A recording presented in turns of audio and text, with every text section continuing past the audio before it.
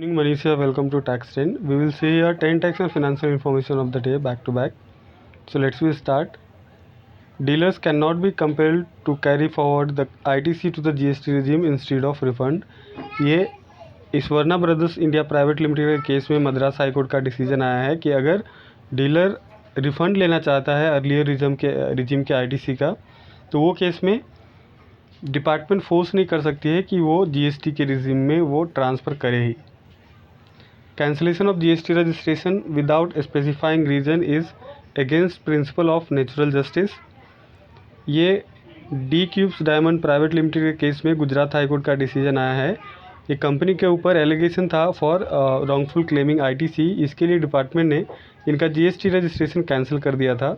तो Gujarat high court ने decision दिया है कि विदाउट स्पेसिफिक रीज़न अगर जीएसटी रजिस्ट्रेशन कैंसिल करते हैं तो वो against principle of natural justice होएगी.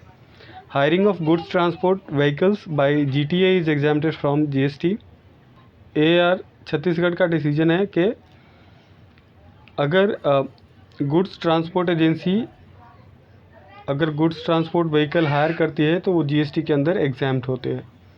Concessional GST rate 12% on composite supply of work contract to be applied prospectively.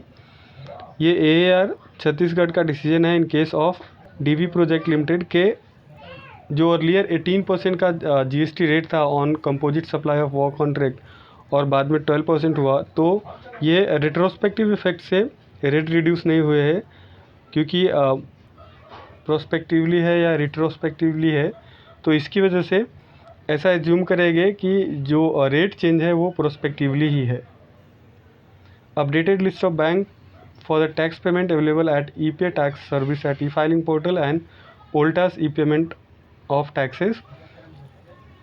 Government updated income tax department updated list issue की है banks का जिसके थ्रू टीडीएस का पेमेंट या टैक्स का payment आप income tax e filing के portal से कर सकते हैं और कौन से बैंक्स है जिसके थ्रू आप OLTAS ई पेमेंट पे टैक्स का पेमेंट कर सकते हैं.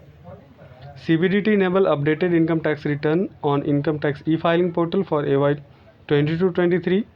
अभी जो विलेटेड रिटर्न फाइल करना था AY 22-23 का इनकम टैक्स का रिटर्न वो 31 दिसंबर को ख़त्म हुआ है.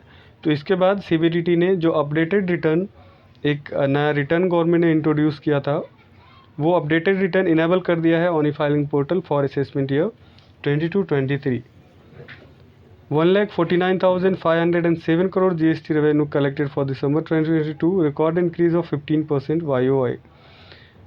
GST का कलेक्शन फॉर दिसंबर 2022 1,49,507 करोड़ हुए हैं जो कि 15% इंक्रीज़ है ईयर ऑन ईयर बेसिस. जो प्रीवियस दिसंबर 21 थे उसमें उससे 15% का इंक्रीमेंट है जीएसटी कलेक्शन में.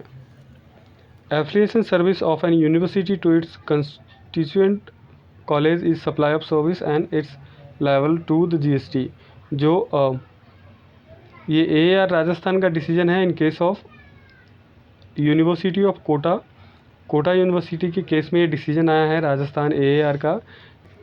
अगर एप्लीकेशन सर्विस प्रोवाइड करती है यूनिवर्सिटी अपने कॉलेजेस को तो वो सप्लाई ऑफ सर्विस माने जाएगी और उसके ऊपर GST लेविएबल होएगा. GST leviable on training coaching service as it does not come under definition of educational institute to claim GST exemptions.